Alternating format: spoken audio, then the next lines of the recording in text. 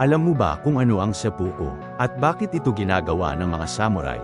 Seppuku, o mas kilala bilang harakiri, ay isang ritual na pagpapatiwakal ng mga samurai upang mapanatili ang kanilang dangal.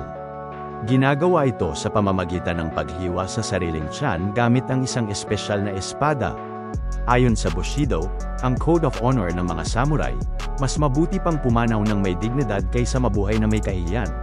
Ginagawa nila ito kapag sila ay nabigo sa kanilang misyon, natalo sa laban, o nahiya sa kanilang sarili at kanilang Panginoon.